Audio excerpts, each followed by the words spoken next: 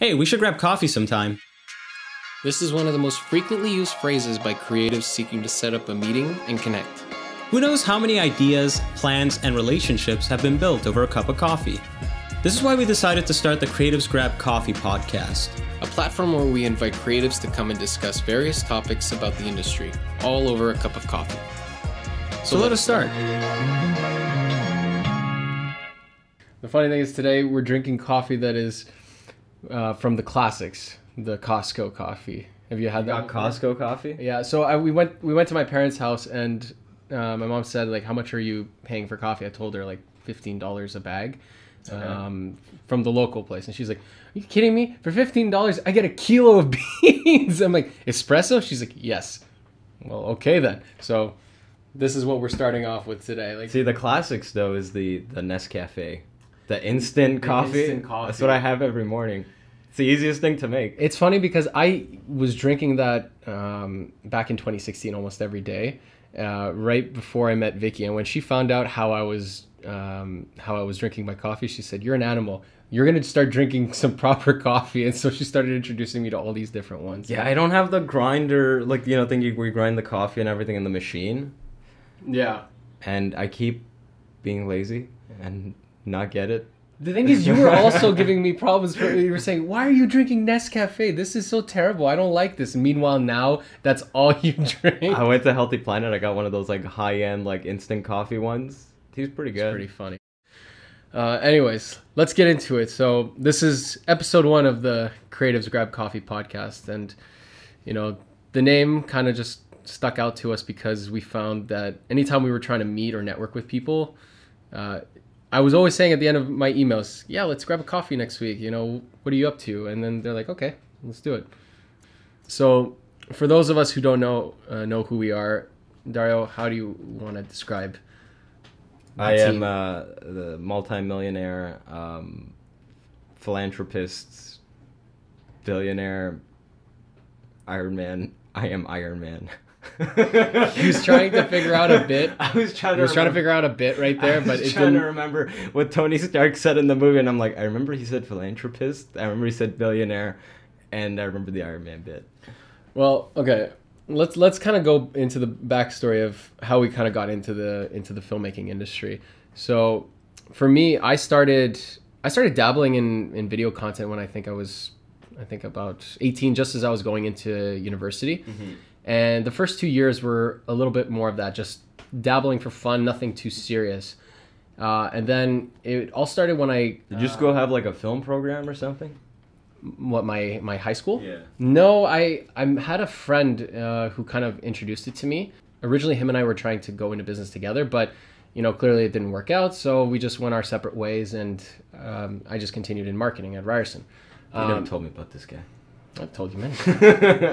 But anyway, while I was in school, I had just bought my first camera, which back then was a hell of a lot of money for the quality that is out there now. I cannot believe. Which camera was it? It was the Canon T2i. That was my first camera that I ever bought. I remember it cost me about $750. Luckily, I had some money saved up for my birthday at the time, and I was able to get it. And that camera lasted me quite a bit. And then I think it was in 2013, the summer of 2013, when I went to Bulgaria with my family. We were hiking up in the Ryerson Mountains, and when you're on a mountain at, what was it, like 2,700 feet above sea level. You gotta take selfies, right? Well, selfies were like just starting to get really... 2013, right? Like they were... selfies start.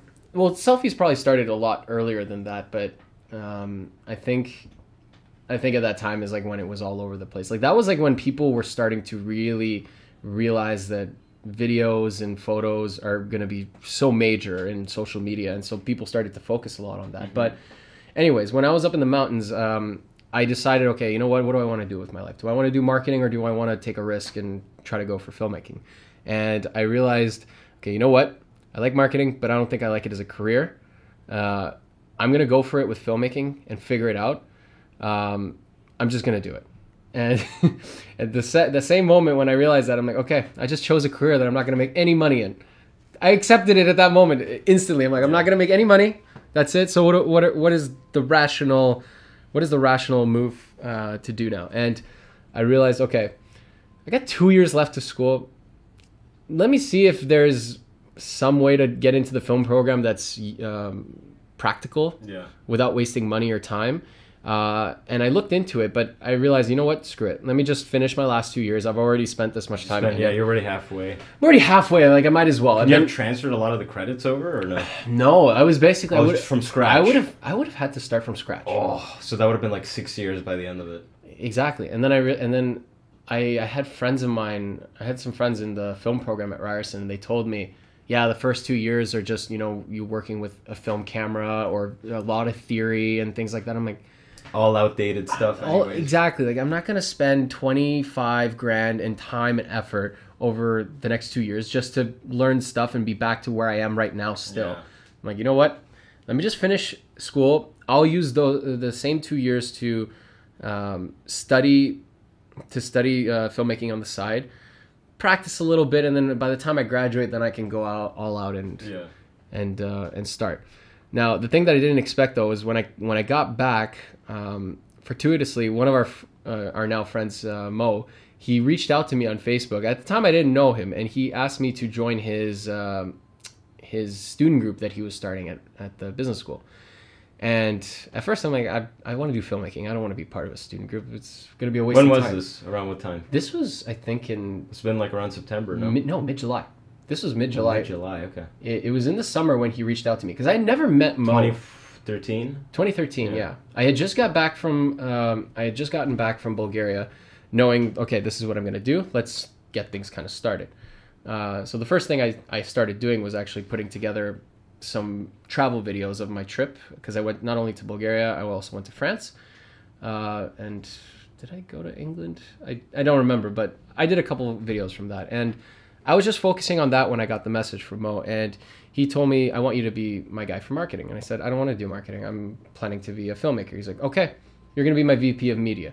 I'm like, who are you? Because I didn't know who he was. I had never met him in person, but he told me that he knows of me and he knows how good I am and what I do. And I said, okay, let's meet and talk. And so the rest is history with that. I started working with him in the student group. And then the first video I made was a promo video for the student group, and somehow that got shared everywhere. I think I remember it. It was like that you were jumping off the truck at one point. Was that it? That was when you discovered like the Steadicam, no? That was like the second or third. That was like the second or third video I did after that. But the very first one was this I look back on it, and it's such a bare bones video of randomness, but it was like the first thing that people had seen within that circle.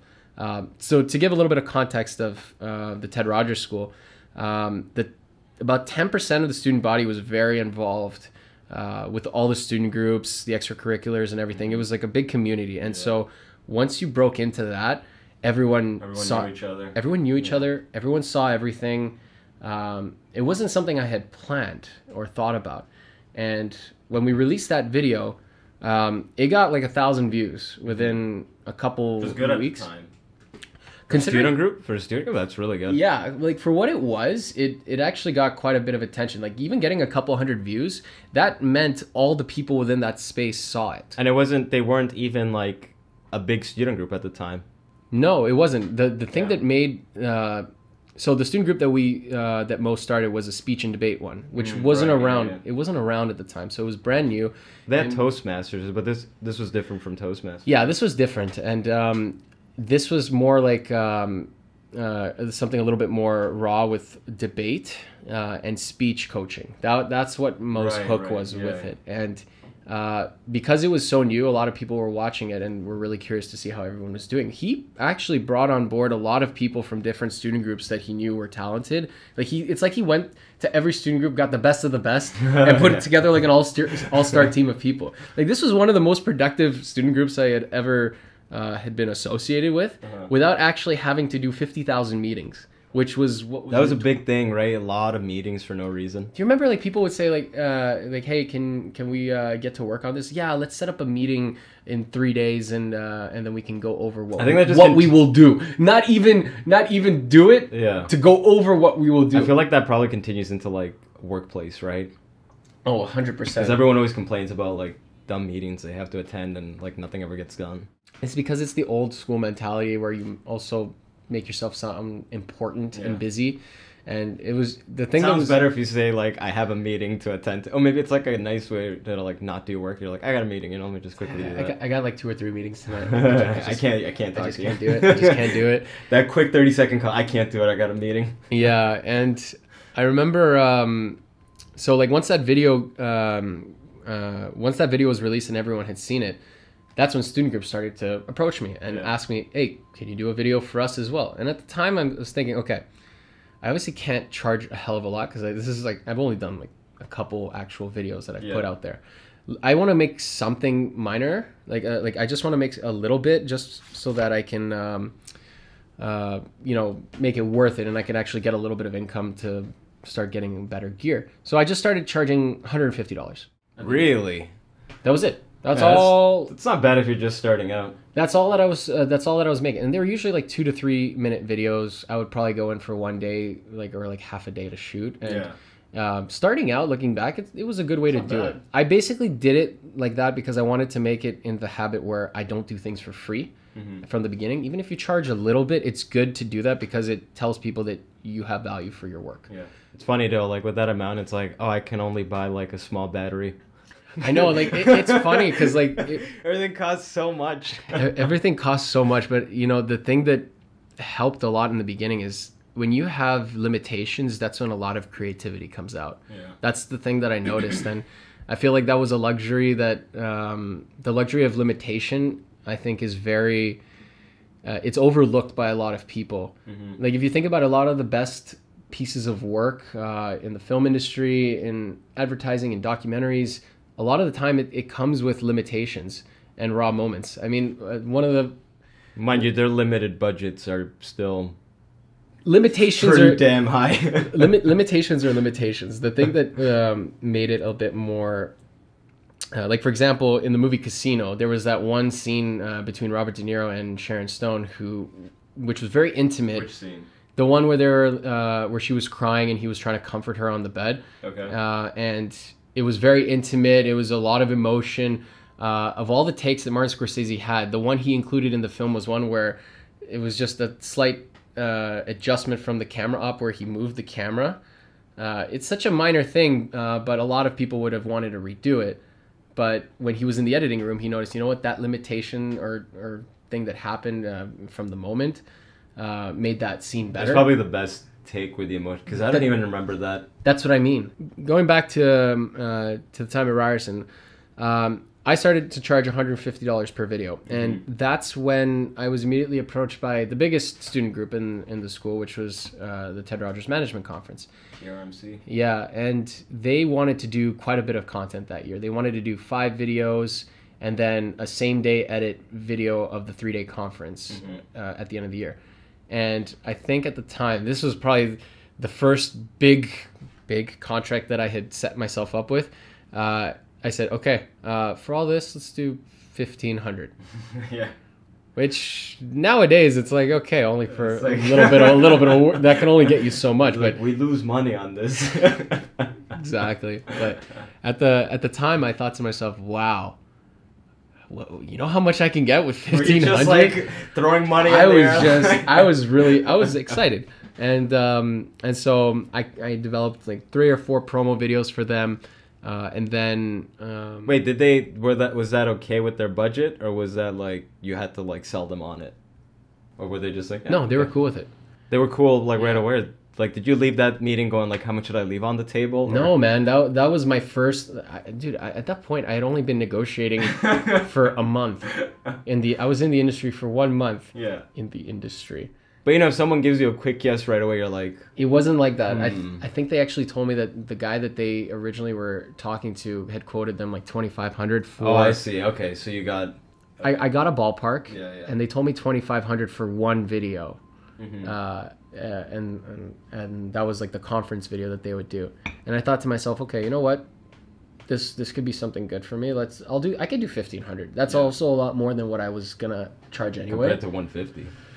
That's like 10 times like the regular amount. But think about it like this. I made 5 or 6 videos for them. So 150 by 5, or by 6, that's about $900, $1,000 total, roughly. So I just tacked on 500 extra. And so it was a done deal, started developing content for them. And because they were the biggest, everyone in the school was looking at what TRMC was doing. So even more and more student groups started coming to me and asking to do work with me. And the thing that's surprising is I didn't realize how an opportunity like that just popped out of nowhere. You know, it's like I was riding a wave for a little bit. And I think it was right at November or December when you reached out to me and you were saying that you were thinking about switching over to do video as well. Mm-hmm. What was it that made you decide to jump into filmmaking and instead of business law? So at the time, if I remember correctly, during the summer, I was helping out this YouTube channel. We both were on that. We both were on that. Yeah, I think that's how we met before that, but then you joined that YouTube channel and then I started coming along. So we were both doing videos for that channel, right? Yeah. I don't even remember the name of that thing by now. But anyways, that's when I got a taste of like shooting and you know like just being a videographer and camera operator, and I liked it. I thought it was really fun, right? Yeah. So I remember that thing ended up dissolving at one point, and then you were off doing your own thing. And then when I was seeing what you were doing, I was like, oh, that's pretty cool stuff, right? And I wanted to get back into it. So I remember reaching out to you again around November, December, and I was like, hey, if you need an extra set of hands, let me know. I'd love to get back into the video world, right? And we started doing, I think the first shoot I came on, it was some fashion thing you were doing, some fashion video. Because I remember the very first thing was just you were shooting something in one of the rooms. And you were assisting. And I was just assisting. Yeah. And I was like, I just really want to shoot something on camera. Funny story though. Funny story with that first shoot was I had just bought these new lights off Amazon. Oh yeah, the lights. Okay, yeah, tell them. So these were buying lighting equipment from Amazon it's only Russian roulette if you don't know the brands that you're buying from. And at the time, obviously, I wasn't too educated with what was working and what wasn't, because LED lights were not as big back then. This was still the fluorescent fluorescents, and light bulbs were the heat up and everything. Standard, yeah. And I bought these lights with fluorescents because they also don't heat up as quickly. Yeah. And I set up the lights there, and immediately 2 or 3 of the bulbs just burnt out and started stinking up the place. Like chemical smell. Like I remember that stuff was probably toxic. Yeah, I could not believe that it happened. I just used it once. And this was like my first time shooting with you. So I'm like, what's this guy doing? Like, what's he getting, right? You didn't say anything, though. Maybe I made a mistake. Maybe this guy doesn't know what he's doing. Funny thing is, you didn't say anything, though, because you didn't know better back then either. So. It's like, what were you going to say to me? But yeah, I think I go, because then I remember the lights, we didn't have lights. So I remember what you did was we just used the natural light from the outside, because it was that place right by the courtyard on the main floor. So we just opened up the blinds, and I remember you just did like a gimbal walkthrough with you had there was like 10 or 20 people, and you had them stand in like 2 rows, and you just went down the row. So I guess that goes back to what you were saying about working with your limitations, because I think it was actually better that way, because those lights were not, you had just one set of lights. What were you going to do with that, right? Well, there were 3 lights. There were 3 big lights. Oh wait, didn't we still use them? I think just one of them burned out, right? It was like a couple of the bulbs burnt out, but the lights were still using. We Frankenstein them. We had like one-on-one, something like that, Yeah, so we just kind of like did like a very basic spread and just worked with the concept. Yeah. Granted, these were concepts that if you look back on them now, they're a little goofy in what they were, but I think at the time it was very no one was doing student videos at the time. Nobody was doing anything. And one's done. Well, I don't know how it is now, but I remember like a year or 2 after we left. This is what I don't get. No one in the film program. I don't know why no one in the film program thought, okay, if these kids need experience, let me hook them up to the business school, the student groups there, and get them to make videos for the student groups, because there's a need. There's a need. There's a big need. There's a need. They have all the equipment there. Like we had to like. We had to buy our own stuff. I remember in November I went and I knew I needed a better camera. Yeah. So I dropped $2,500 on a new camera. Canon 6D with the 24-105. Exactly. That was such a big expense. I got that in January too. I remember that. That was a big purchase. I remember big boy camera. I'm like, oh look, now I got it. You know. The funny thing is, when you bought your camera, you were barely even doing any video at that point. You actually bought it for our first shoot as well. The fashion one. For the fashion one. Yeah. After we did that that one where you assisted, but. Yeah, why don't they like, because okay, those kids coming out of film school, they need, if they want to get started in the field, you know, like it'll be good if they have a portfolio, right? A reel, something, right? You could get that so easily from the student group videos, right? You get practice you get your producing in, your directing skills, client management, like, because we were like a one-man band. We were doing producing, directing, shooting, audio op, editing.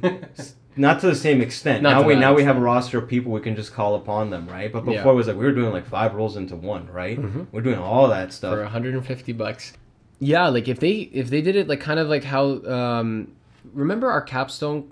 Well, actually, I had a capstone course where they matched us with companies to do actual marketing projects for. That could have been a good way to also be not necessarily like a capstone, but like a third year even. Thing where they pair you up with different student groups, work with them throughout the year to help them develop content, be creative. They get content, you learn. You could even do it as like a team. It's like pair 3 people together from the film program to go do content for that. Yeah. And every like I think year or so, I like to check in to see if any of the groups have done content. Have they been doing anything?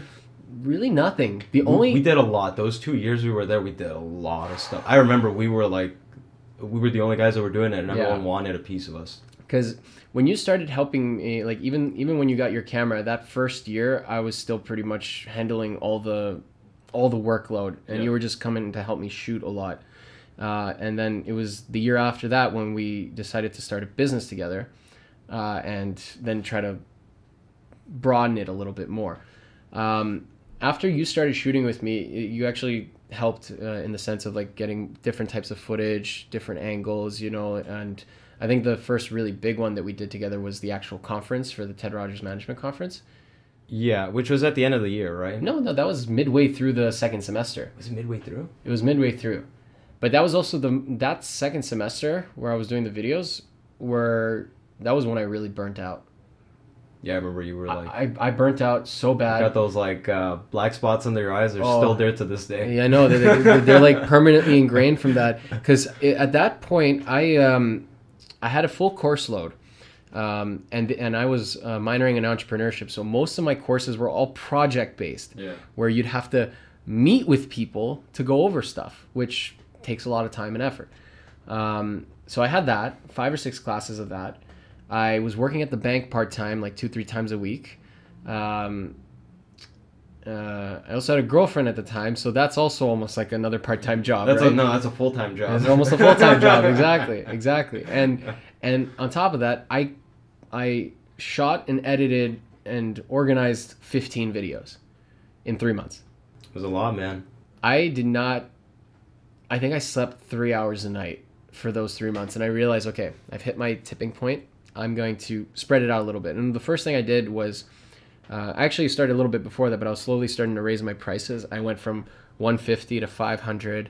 And then for the following year, when we were in business together, I think we started charging between $500 to $1,000, depending on how big the scale of the project was. Benefits of a monopoly, no competition. Well, exactly. There really wasn't. I mean, there were a couple people. They had like those student groups had the budget. They would waste so much money on like just bullshit. That's what I was noticing. That's why the prices started going up. I had one student There's some group. controversy there too, eh? Oh, there's so much controversy. Like some of it made the news too. Oh no, that was the student union. That was completely was separate from what we were doing. But the interesting thing was, like, I noticed that they had budgets, so I started raising my prices pretty early on. And this one student group, the marketing exec there, I knew him, and he started pulling the card. Oh, we're friends. Like, come on, you can do it for less. This is business, bro. I told him, like, I can't, man. Like, you're asking me to do this. Everyone else is paying me this. I can't charge you less when I'm charging them this price. Yeah. For me, it was a learning experience. You know, I learned, okay, you There know, were enough student groups. there were enough student groups coming at that point. At that point, like, I was just like, Those okay, positions only last 1 year anyways. Then it's new blood. I got time. Like, I don't have that much time. I can only take on so much work, you know. So I graduated in 2 years, but I got time. the funny thing is, like, it was almost as if my name was a luxury with the brand name. It was like a brand name. Like, I even had people saying, like, well, we want that a Kyrill Lazarov film at the end of our student group videos. Like, people were saying that. I had not planned any of that to be where it was. I was just riding this whole wave for that. Imagine you were waiting in line at Timmy's inside TRS. You're like, I don't have to wait in line. You know who I am. Imagine though. Don't get me wrong. I was very humbled that so many people were coming to me like this. Like, I think in that first year of doing video, this was my third year of university, mind you, and I think in that entire year I did about 30 videos in total. Jesus, that's like, a lot. That's like including music videos on the side, promo videos for external companies, and yeah, like 30 videos in 2 semesters. Like, the amount of experience that you get from that is, I think I got like 3 years worth of work under my belt in just, that's what, 6 to 8 months time frame. It's a lot, man. There's a lot of work there, and no one's thought about, like, you know, opening that market up again. I don't know if that's even like a thing anymore there. It always depends on the environment and how tight knit the people are. From there, that was the starting point, and then you got more and more involved in that last year, like towards the end, and in that summer, you and I decided, okay, let's start a business together, because it's the name is good, but again, it's a one-person name. Yeah. It's harder to scale that in the future, so I agreed, and we decided to push forward with that. It's funny. I remember when we were talking about becoming like a business, like business partners.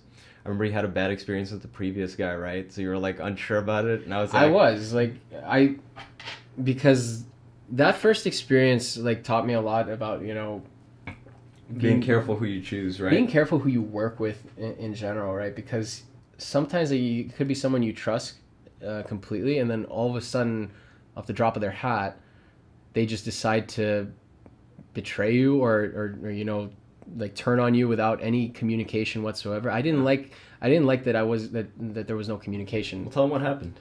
Well, what happened was like, so in case anyone doesn't know, I started this, the guy who introduced me to filmmaking the summer before university, I decided to, I got very interested in the whole process because I saw what he was doing and I thought it was pretty cool, and he showed it to me. And I was talking with him, and I'm like, I think I want to do this as well, but more on the business side of things. That's what I wanted to do at first, actually. I wanted to do the business side of things. He was doing more like narrative stuff? Yeah, he was doing more narrative and creative, so it was almost like a no-brainer. It's like, let's do it together. You handle the creative, I handle the business, and all that. And for like 2 months, it was going good. And then we did this 48-hour film challenge program, and...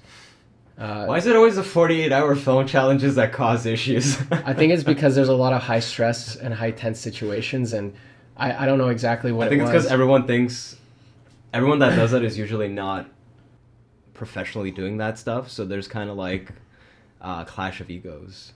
Oh, 100%. We'll get to the other story, because we had another similar situation. Yeah. But I feel like that'll be for another episode, because this is already, like, we're already getting close to the time, but... anyways, so we decided to go into business together. Yeah. I do the business, he does the creative. Then we went into the 48-hour film challenge, and this was already, first year of uni had already started at that point. It was like September, October. This was first year? Yeah, this was first year. This was right before first year. This was like 2011 then? Yeah, 2011 in the summer. That's when him and I started doing this, right? Okay. And then it spilled into first year of uni. Mm-hmm. And... we did the 48-hour film challenge. I think it was like towards the end of September or something like that. Mm-hmm. And something happened. Like he was the one like directing the whole thing, you know, and handling all aspects of it in terms of that. And I was helping produce and like get some of the people together with him, you know, like help manage it. Yeah, yeah. And then somehow randomly at one point I noticed that he was just ignoring me. Just started ignoring me the whole time. I didn't understand what was going on. I don't know why. I was trying to talk to him. because what happens when something's wrong on set? You communicate with the people, right? Like, I didn't even have that much experience, and I knew that that's what I needed to do. But he just kind of kept going like that, and I just kind of let it be, and like, let's finish the challenge and get it over with, and then later I can talk with him. And I think it was like, I tried talking with him after that, and he said, yeah, no, it's all good. You know, I was just very stressed and all that. And I know, like, you hear it now and it sounds like BS, but I don't know what it was at the end back then, but whatever. And then I think like a week later, I tried to log into our YouTube channel and Facebook or something, and I couldn't log in. Jeez. And I'm like, why can't I log in? And I noticed that the passwords changed. And like everything changed, and I'm like, what's going on? And then change the locks on you. Get back home. That's literally what he did. That's literally what he did. And then like the name of the company was like a combination of our names, and that was changed to a different name like a few days prior. Yeah. Without telling me, so he changed the name. Of this the was on business. YouTube. Yeah, this was on YouTube. And How many subscribers did you guys have? we got a couple. I think we got like a couple hundred, like 200-300 at that point. Okay. Which was okay back then. And yeah, so he switched everything, and then I messaged him. Like, I tried calling him, but he didn't answer. He never liked talking to me on the phone that often, from what I remember. I don't know, maybe we did, but I messaged him, and I said, like, why did you change all the passwords? And he said, I'm leaving and I'm taking half. He came back for everything. No, he messaged me saying, you'll get access to our YouTube channel and Facebook when you finally get to my level. Jesus. You are not at the level that I am, and then maybe I'll consider us working together. Yeah. He just like texted me that without any context. I'm like, what just happened? There was no event that I recall that triggered any of this. I was only trying to be helpful with whatever we were doing. Yeah. And he just hit me with that. And I just replied, okay, you know, I can't believe that this is how you're choosing to go about this. And then I never heard back from him again. Jesus. And that guy amount to anything? Have you checked him out lately?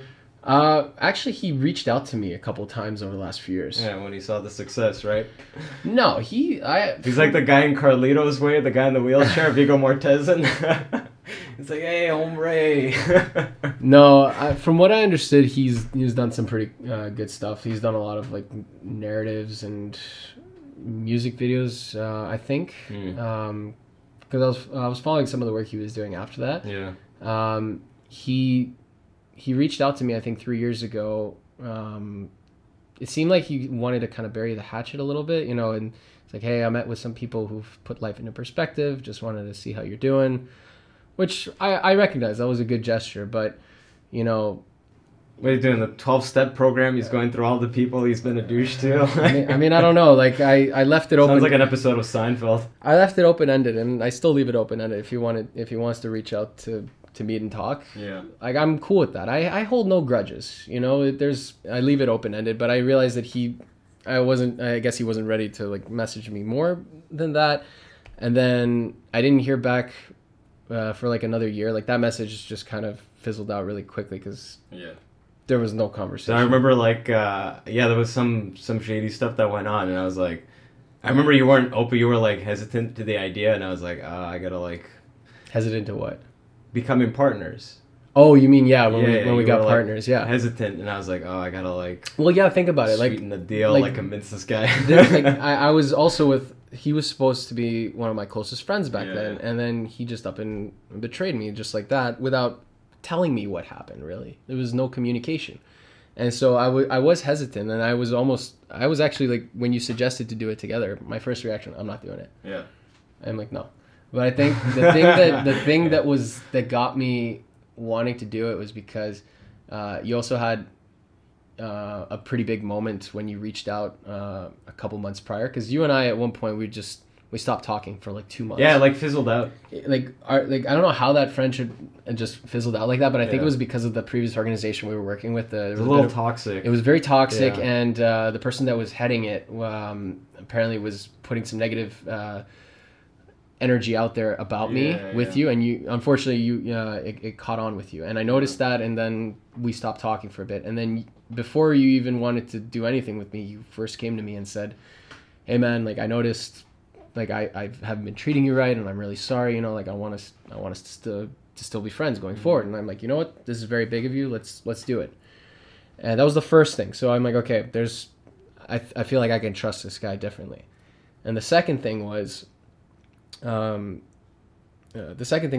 you had a willingness to learn, and you were wanting to do this purely like for the passion of it, right? It's like I almost saw like it was like a bit of a reverse situation than what happened with my first business partner, because he was the creative and I was the business, and then this was kind of flipped because you were handling, and you kind of do still handle a lot of the business aspects of LAPSE, but you also do a lot of the creative now. But that's kind of like how it started. I was a bit more the creative. You were coming in more from the business, and then I'll teach you what I can with the creative, as we go. Because I didn't have that background. No, like anything you ever learned from video for like the next few years was while we were working together. I thought I was gonna go into law. Like video is nowhere near the horizon. That's what I'm saying. Like wasn't something that we ever thought of. Like I was just introduced to it as like something on the side. I saw it as like something I could maybe learn for business or marketing as experience. And then I didn't even think we were gonna like.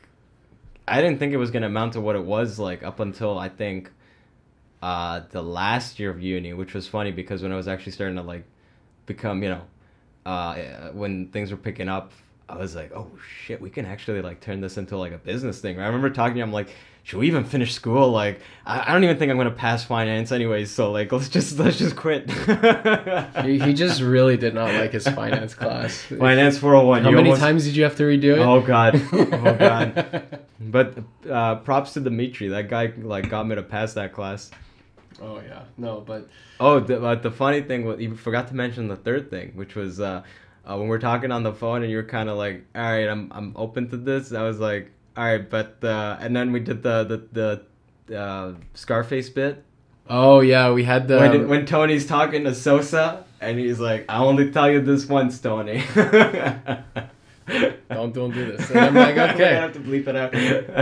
don't mess with me. But those weren't his wording. But that wasn't his wording. But we kind of laughed at that, and I was like, all right. A bit of a backstory about this. Dario and I, we first became friends because we have a huge passion for films, and he introduced me to a lot of really good movies back then, which I think all. I would a go lot. so far. I'm gonna say a as to lot. all. I'm gonna say a lot. When it comes to mob movies, pretty much most of it has come from Dario. And with that, like that's kind of like how we started. Like, and once you and I started LAPSE, the business started growing steadily over the next few years. I guess we can wrap it up around here. Like this is like it was good to kind of explore like how we started. Got emotional almost at times. I thought I was gonna have to grab you a tissue. No, that was. Thank you for tuning in to the Creatives Grab Coffee podcast. You can find us on Spotify, YouTube, Instagram, and LinkedIn. Let us know if there are any topics you would like for us to cover in future episodes. You can reach out to us at creativesgrabcoffee@gmail.com.